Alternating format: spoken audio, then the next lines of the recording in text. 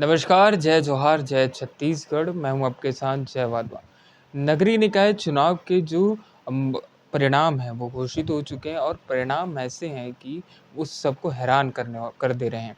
आपको बता दें कि विगत दिनों नगरीय निकाय चुनाव के लिए वोटों की गिनती हुई, जिसमें भाजपा ने प्रचंड बहुमत के साथ नगरीय निकाय में अपने महापौर को बिठाया और पार्षद आपको बता दें कि तकरीबन 60 पार्षद जो हैं बीजेपी के विजयी होकर अब वार्ड वासियों की सेवा करेंगे। पंडित जवाहरलाल नेहरू वार्ड क्रमांक 2 में, जहां से जो भाजपा प्रत्याशी थे भगत राम हरवंश, इनसे हमने खास चर्चा पहले भी की, पुनः विजयी हो गए हैं और भारी लीड से इन्हें विजय मिली है। पहला काम वार्ड वासियों के लिए क्या करेंगे? जी।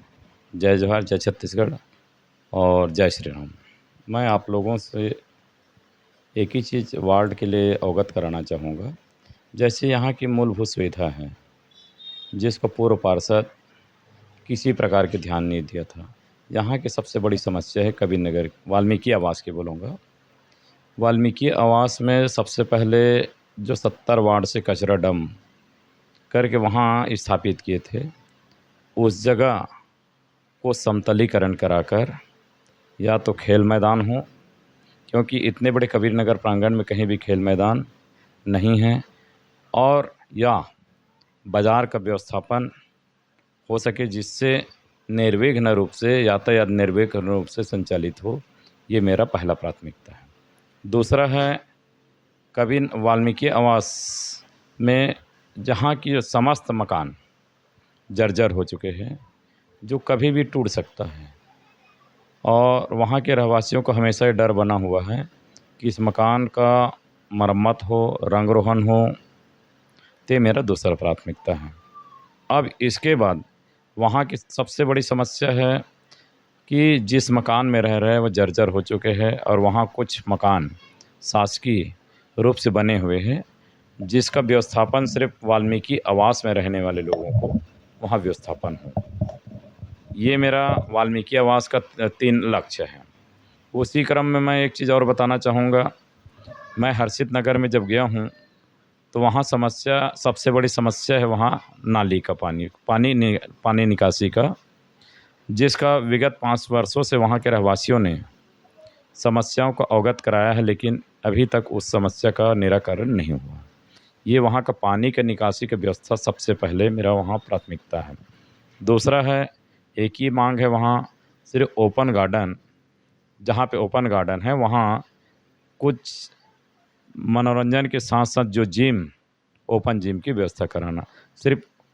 और इसी क्रम में मैं जैसे आ रहा हूँ, मैं अपने निवास जहाँ पे मैं खुद रह रहा हूँ, यहाँ के सभी निवासियों का और अपने जो भारतीय जनता पार्टी के घोषणा पत्र में शामिल है उसके बारे में अवगत कराना चाहूँगा। यहाँ सभी निवासियों को पट्टा देने के लिए मैं प्रमुखता से उनके बीच में जाऊंगा और लड़ाई लड़के उनको उनके हक और अधिकार दिलाऊंगा। अब मैं आ रहा हूँ कबीर नगर कॉलोनी के, जहाँ की सबसे बड़ी समस्या है पानी की समस्या।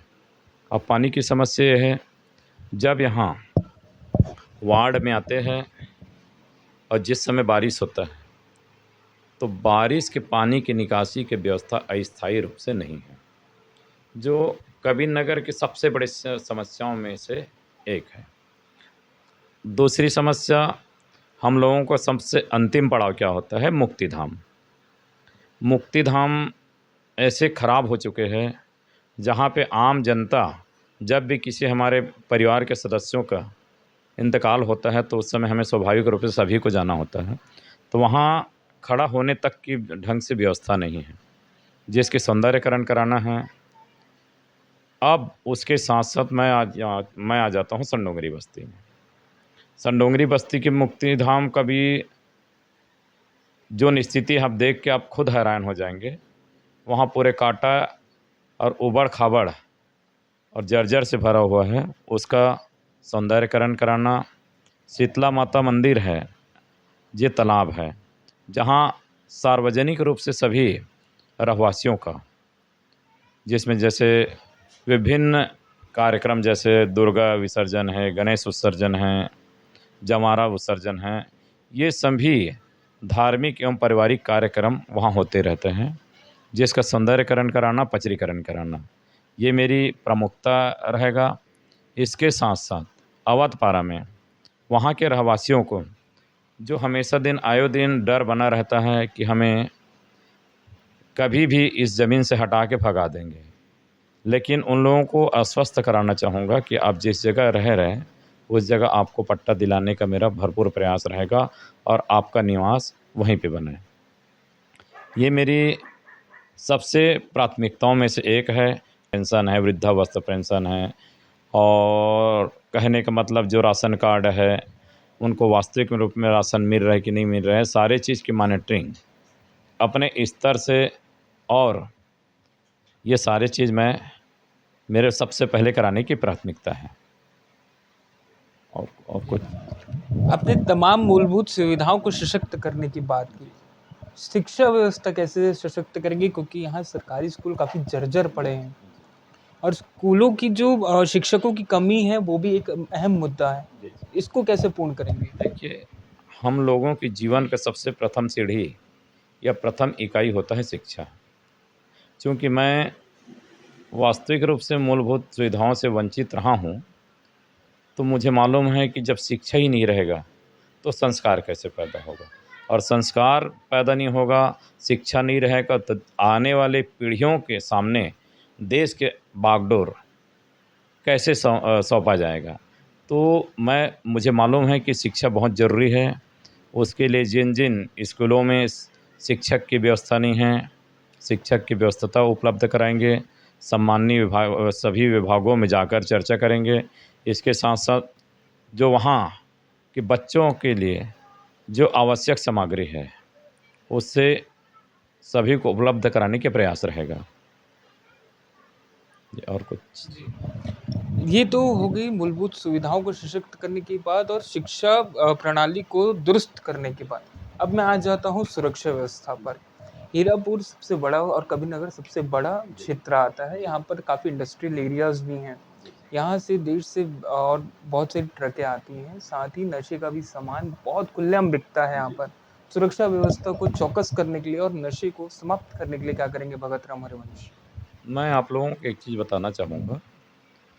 नशा परिवार को नाश करने का सबसे बड़ा इकाई होता है।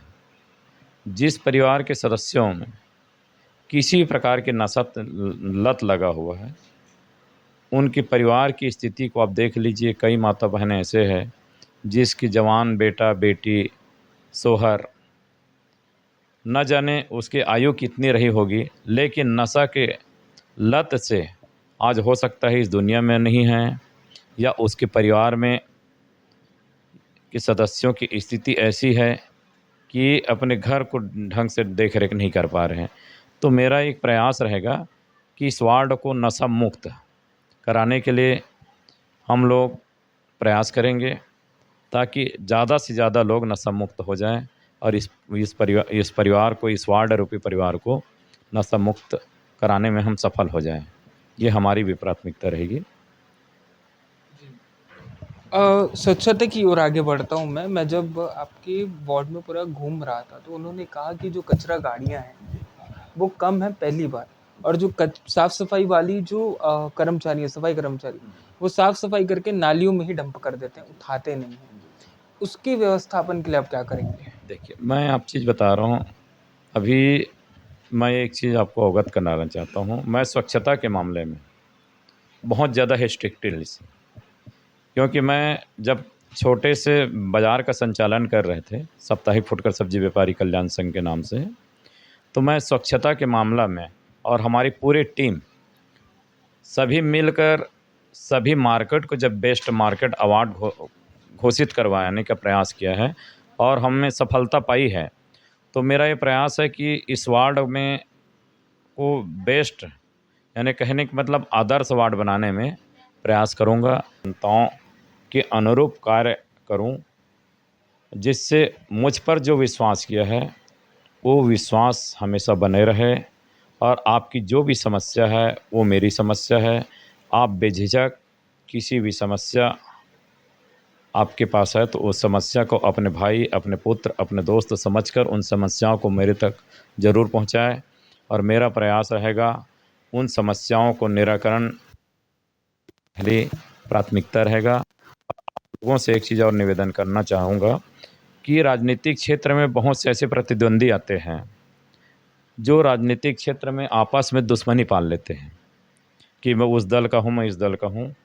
तो मैं सभी से निवेदन करना चाहता हूँ, राजनीतिक आते हैं, जाते हैं, तो आप लोग आपस में अपनी जो भाईचारा है, उसको ना तोड़ें, आपसी संबंध बनाए रखें और सभी वार्ड के वासी एक मत होकर जोन भी समस्या है, उन समस्याओं से कैसे जूझे, आपस में निर्णय करेंगे। आपस में निर्णय करने के पश्चात सभी समस्याओं को आप लोगों के सहयोग से उसको कैसे निराकरण करना है, जिसमें हम सभी को आगे आकर एकमत होकर उसकी लड़ाई लड़ना है और उन समस्याओं से इस वार्ड वासियों को उस समस्या से मुक्त कराना है। जय जोहार, जय छत्तीसगढ़, जय जय श्री राम। परिवार से जोड़कर उन्हें स्वयं मालिक बनाया जाएगा। दैनिक विश्व परिवार के लिए मैं जय वाधवा, रायपुर।